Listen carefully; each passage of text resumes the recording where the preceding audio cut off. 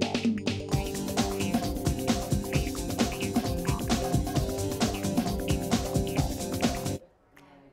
of Thrones actor Kit Harington is taking on a new role as a producer in a new HBO 3-part miniseries. It's called Gunpowder. It's just one of many new shows that you'll be able to stream. And here, with a closer look, is Mickey O'Connor. He's the editor-in-chief of TV Guide. Nice to see you again. You too. My Friday treat, Yep. figuring out what to watch. So, Kit Harington. Yeah. So he's going to wrap up Game of Thrones, and then he's got this whole other thing now. Yeah. So it's a weird story, but he basically is a descendant of the subject of this miniseries. So Really? It's very personal to him. Yeah.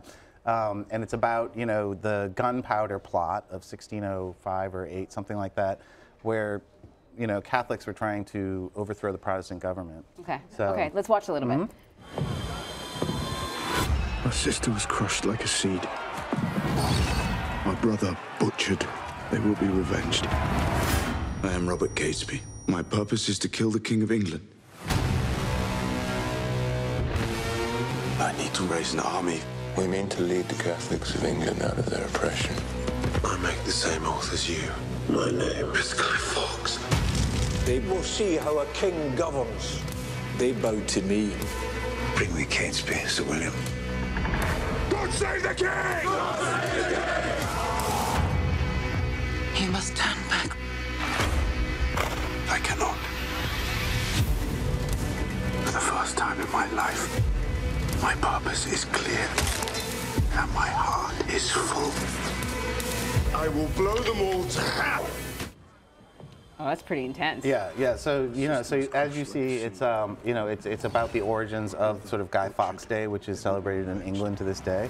And Guy Fawkes was one of the conspirators that worked with Catesby, who's played by Kit Harington from Game of Thrones. Right. And that's the mask, right? Yeah, so the famous mask, like the you remember anonymous mask. Yeah, the Natalie Portman from right. V for Vendetta, like all of that imagery comes from this event that happened in the 17th century. Okay, a history lesson with a little bit of entertainment Right, too. So next up we have El Chapo, Netflix. Yeah. It's doing the story of El Chapo. Exactly. Yeah. So it's like we've obviously seen a lot of reality about this. We've seen a lot of documentary, a lot of news about this.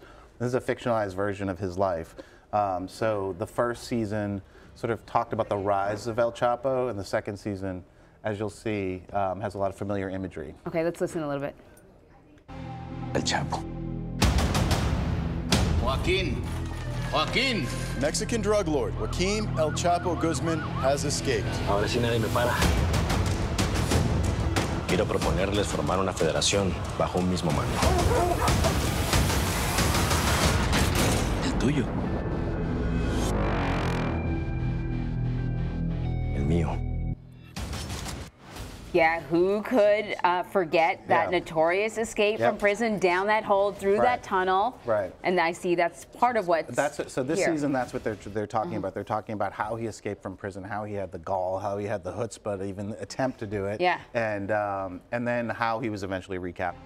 El Chapo. Sounds good. So the Golden Globe nominations came out, and an Amazon series, a brand new one, got 2 noms, I think. Marvelous Mrs. Maisel. Can we just watch a bit of it? Sure. Joel left you? Why? What did you do? Did you ever think you were supposed to be something, and you suddenly realize you're not? Yes. Married. I was a great wife. I was fun. I can't believe I'm losing him to Penny Pan. That's her name. Penny Pan. I'm sorry, but look at me. Who wouldn't want to come home to this every night? And I gotta tell you right now. Think Bob Newhart's got a set of these at home? Rickles, maybe. Hey! 15 years I've been working in clubs, okay? Twice have I seen someone deliver the goods. What are you talking about? I'm talking about your act. I am a mother. I don't have an act. And you will when we're done. Hi, everybody. So it looks like it's set in the 50s or so, right? And what's it about? So basically, it's about sort of a wife and mother. She has the perfect life. She's married. She lives in the same building as her parents in New York City, and 2 beautiful children. And one day, her husband decides to up and leave, and that sends her into a bit of a tailspin that improbably, because this is television, ends up in a stand-up career. And so it's very funny. It's very snappy. If you're a fan of the Gilmore Girls, Amy Sherman Palladino, same creator.